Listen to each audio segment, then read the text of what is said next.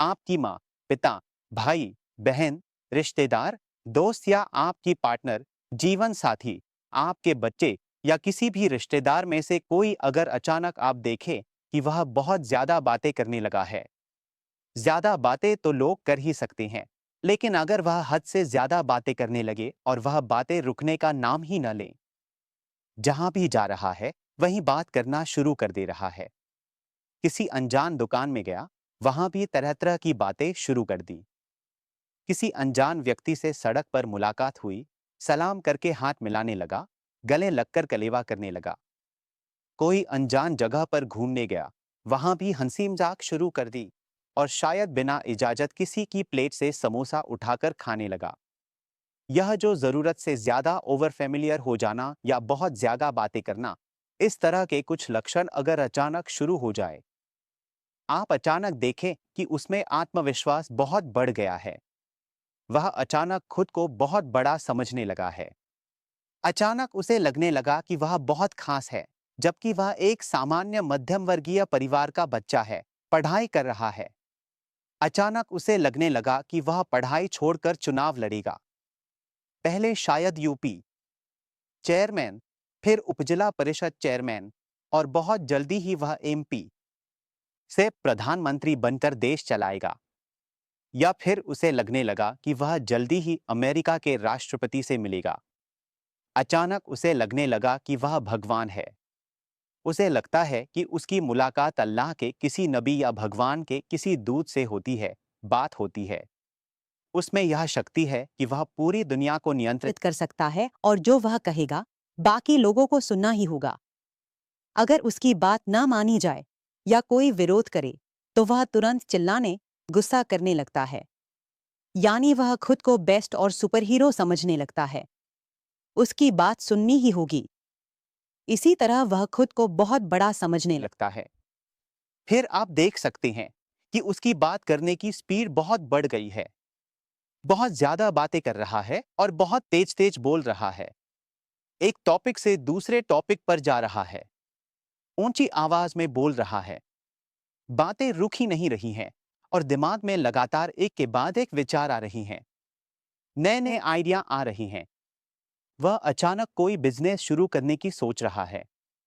कुछ कुछ बेवकूफी भरे काम, जिनसे साफ दिख रहा है कि बड़ा आर्थिक नुकसान हो सकता है या उसका खुद का नुकसान हो सकता है, वह करने लग गया है। वह कहने लगा है, मैं अब मुर्गी पालन करूंगा, जबकि उसे मुर्गी पालन का कोई ज्ञान नहीं, कोई तैयारी नहीं, कुछ भी नहीं। इस तरह के व्यवहार करने लग गया है। तो यह जो फेज है, यह जो स्थिति है, और मरीज इस समय बहुत कम सोता है। बहुत कम, 2-3 घंटे ही सोता है। आपको लगता है कि उसे नींद की जरूरत है। परिवार में परेशानी हो रही है। वह दिन रात जाग रहा है या वह काम कर रहा है। बिना सोए कहता है, मुझे बहुत काम है, बहुत कुछ करना है, मेरे पास बहुत एनर्जी है। लेकिन मरीज कहेगा, मुझे नींद की जरूरत नहीं, 2 घंटे की नींद मेरे लिए काफी है, क्योंकि मुझे बहुत काम बाकी है, बहुत कुछ करना है। यानी शरीर और मन में एक तरह की जबरदस्त ऊर्जा महसूस हो रही है। बहुत पैसे बांट रहा है, दोनों हाथों से दान कर रहा है, खुद को कंगाल बना रहा है, लेकिन उधार लेकर भी लोगों को पैसे बांट रहा है। जहां भी मिल रहा है, लोगों को खाना खिला रहा है, क्योंकि ये सब चीजें वह पहले कभी नहीं करता था। अगर कोई इस तरह की स्थिति में पहुंच जाए, तो हम कहते हैं कि वह मैनिक अवस्था में है या मैनिक एक चरण में है, और मैनिक अवस्था बाइपोलर डिसऑर्डर के एक चरण का हिस्सा है। अभी तक जो लक्षण मैंने बताए, वे सब मैनिक लक्षण हैं।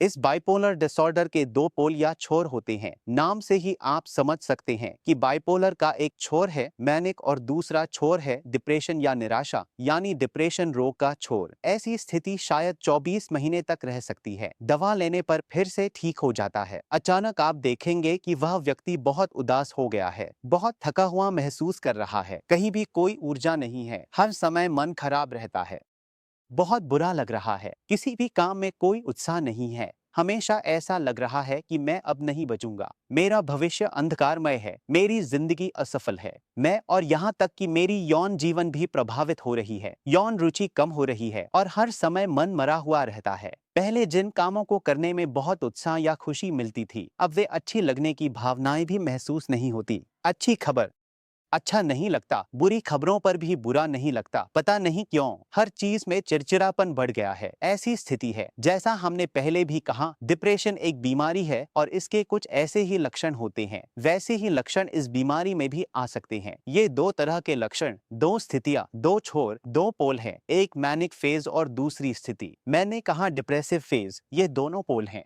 क्योंकि इस बीमारी का नाम है बाइपोलर डिसऑर्डर। इसके मरीज कभी कभी मैनिक अवस्था में रहते हैं, बहुत उत्साहित, बहुत चंचल, लगता है कि बहुत कुछ कर सकते हैं, हमेशा हंसी खुशी और जोश से भरे रहते हैं। फिर दूसरी अवस्था में मन उदास हो जाता है। यह भी 12 या 24 महीने तक बना रह सकता है। ऐसा क्यों होता है बाइपोलर डिसऑर्डर? इसका कारण मैं ज्यादा विस्तार में नहीं जाना चाहता। कारण, जब मरीज हमारे पास आते हैं, हम उन्हें समझाने की कोशिश करते हैं। असल में इसका कोई निश्चित कारण नहीं है, लेकिन इसके पीछे कई कारण हो सकते हैं। अगर परिवार में इतिहास है तो इसकी संभावना बढ़ जाती है। नशा करने से भी संभावना बढ़ती है। किसी तनाव के कारण भी यह बीमारी शुरू हो सकती है। और सबसे महत्वपूर्ण बात यह मानी जाती है कि अगर दिमाग में कुछ न्यूरोट्रांसमीटर कम हो जाए या बढ़ जाए, खासकर अगर डोपामिन की मात्रा बढ़ जाए या अधिक हो, तो कई बार देखा गया है कि इस बीमारी की शुरुआत हो सकती है। इस बीमारी का इलाज एंटीसाइकोटिक दवाओं से किया जाता है, जिससे दिमाग को शांत करना होता है। इसी तरह अगर बाइपोलर डिप्रेशन या मैनिक साइड में हो या बाइपोलर डिप्रेशन में हो, तो उसकी भी अलग इलाज होती है।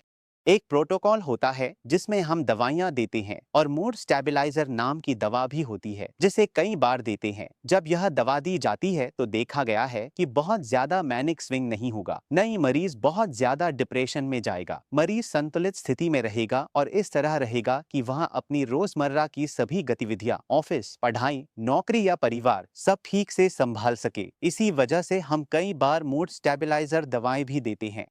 तो इस बाइपोलर डिसऑर्डर में देखा गया है कि अगर इलाज सही तरीके से न लिया जाए तो जैसे जैसे समय बीतता है, मैनिक और डिप्रेशन अवस्थाओं के बीच की दूरी कम होती जाती है। पहले ऐसा होता था कि मैनिक फेज साल में 2 बार आता था, एक बार मैनिक, एक बार डिप्रेशन। अब देखा जा रहा है कि साल में 4 बार मैनिक स्विंग हो रहा है और मैनिक फेज के 2 महीने बाद ही फिर डिप्रेशन की स्थिति आ जाती है।